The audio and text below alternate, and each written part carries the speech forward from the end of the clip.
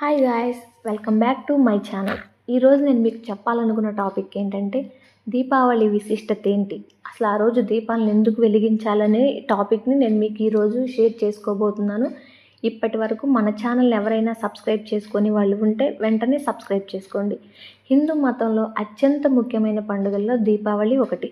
చెడుపై మంచి సాధించిన విజయానికి గుర్తుగా బాణసంచా కాల్చి దీపావళి వేడుకలను జరుపుకుంటారు. బాణసంచ అంటే క్రాకర్స్.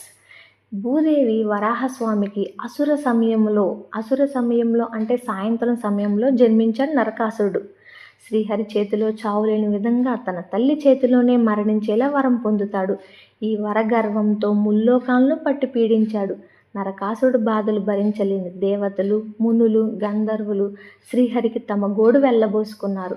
వారి మొల ఆలకించిన శ్రీ మహావిష్ణువు ద్వాపరయుగంలో కృష్ణుడిగా అవతరించి సత్యభామతో నరకాసురుని సంహరింపజేశాడు. ఈ నరకాసుర సంహారంతో అందరూ ఆనందంతో ఈ పండుగను జరుపుకున్నారు.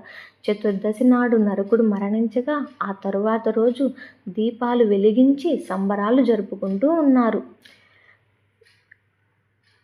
దీపావళి అంటే దీపాలు వరుస అని అర్థం. కొన్ని ప్రాంతాల్లో దీపావళిని 5 రోజుల పండుగగా జరుపుకుంటారు.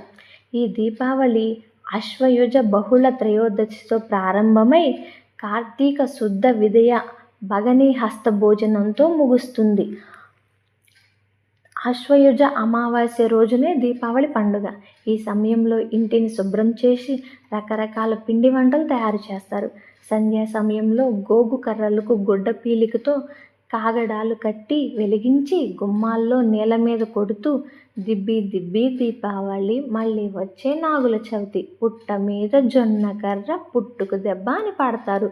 గోగు కర్రల్ని ఎవ్వరూ తొక్కని చోట వేసి వెనక్కి తిరిగి చూడకుండా వెళ్ళి కాళ్ళు కడుక్కుని లోపలికి వెళ్ళి శుభానికి మిఠాయి తింటారు. ఇలా చేస్తే పిల్లలు ఆరోగ్యంగా ఉంటారని నమ్ముతారు. తరువాత ఇంటిని దీపాలతో అలంకరిస్తారు.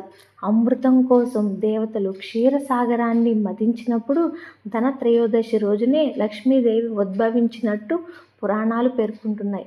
అందుకే ఈ రోజున తనను పూజించిన వారికి లక్ష్మీదేవి అనుగ్రహిస్తుంది. ఏ వస్తువు ఇంటికి తెచ్చినా అది అమృత భాండం అవుతుందని చాలామంది నమ్ముతారు. ఇందువలన మనం దీపావళి రోజున దీపాలు వెలిగించుకుంటాం. Thank you guys, bye bye.